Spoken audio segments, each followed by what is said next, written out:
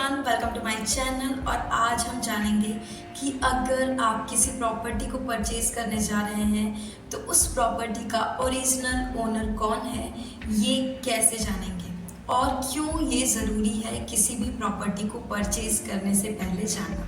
तो चलिए जानते हैं। जैसे कि आप लोग जनरली चेक करते हैं जब भी आप कोई प्रॉपर्टी खरीदते हैं, वो एग्रीकल्चरल है तो आप म्यूटेशन देखते हैं कि किसके नाम पे म्यूटेशन है। उसको चेक करने के लिए एक डॉक्यूमेंट आता है जिसको खसरा खतौनी कहते हैं। उसमें उस पर्सन का नाम लिखा होता है जिससे आपको पता चल जाता है कि ये इस प्रॉपर्टी का ओनर है।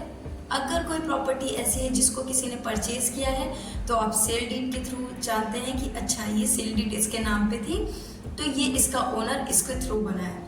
अब क्या ये सारे तरीके ही हैं या फिर कुछ और भी जानना चाहिए हमें? तो देखिए, ये सब तो ठीक है क्योंकि हाँ, खसरा खतौनी में जिसका नाम है वो ऐसे प्रिज्यूम किया जा सकता है कि वो उसका ओनर है उस प्रॉपर्टी का, बट एक्चुअली में है या नहीं, इसको जानने के लिए थोड़ा और आपको डीप में जाना होगा। लाइक आपको ये चेक करना होगा कि वो म्यूटेशन कैसे हुआ है। लाइक वो म्यूटेशन किसी सेल डीड के थ्रू हुआ है या फिर फैमिली पार्टीशन के थ्रू हुआ है या किसी विल डीड के थ्रू या गिफ्ट डीड के थ्रू हुआ है। तो ये सारी चीज़ें आपको देखनी पड़ेगी क्योंकि कभी कभी ऐसा होता है कि कोई एक पर्सन है फैमिली में जो बहुत ही ज़्यादा चालाक है, तो वो क्या करता है, सारी प्रॉपर्टी को अपने नाम पे म्यूटेट करवा लेता है।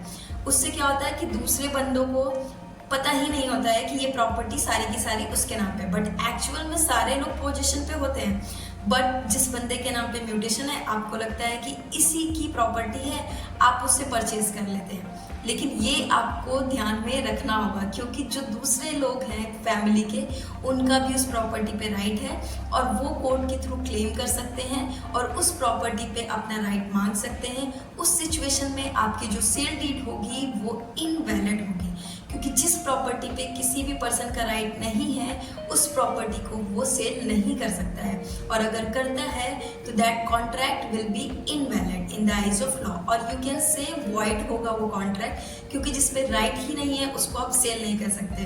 और सेल करने का जो सबसे फर्स्ट रूल है, मीन्स फर्स्ट इंग्रेडिएंट है, वो यही है कि वहाँ पे आप ओनर होने चाहिए, दूसरा परचेजर होना चाहिए और तीसरा कंसिडरेशन होना चाहिए। इन तीनों में से अगर कुछ भी नहीं है तो that sale deed will be void.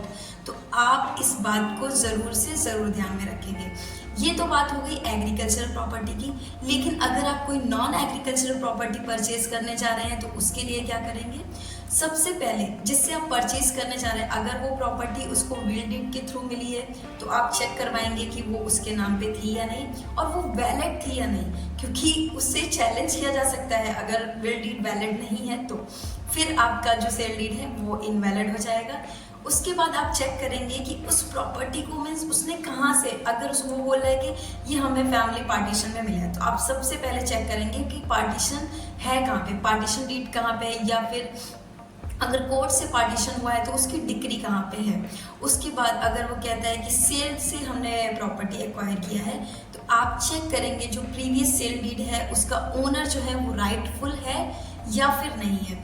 उसके बाद आप एक बार तहसील में मुआयना भी करवाएंगे कि ऐसा तो नहीं है इसने किसी और को भी सेल कर दी हो, क्योंकि ये आपको याद रखना होगा कि जो फर्स्ट सेल डीड है वही प्रिवेल करेगी, सब्सिक्वेंट वाली सेल डीड जो है वो प्रिवेल नहीं करेगी। मीन्स अगर आप सेकेंड टाइम आपको सेल की जा रही है और आप कोर्ट में जाएंगे और बोलेंगे कि देखिए इस प्रॉपर्टी पे तो मेरा भी राइट है क्योंकि ये मुझे भी सेल की गई है, तो आपको कुछ नहीं मिलेगा। ज़्यादा से ज़्यादा कोर्ट ये कर पाएगी कि आपका कंसिडरेशन मीन्स जो अमाउंट आपने उस प्रॉपर्टी के लिए दिया है वो रिटर्न करेगी, उसके सिवाय और कुछ भी कोर्ट नहीं करेगी।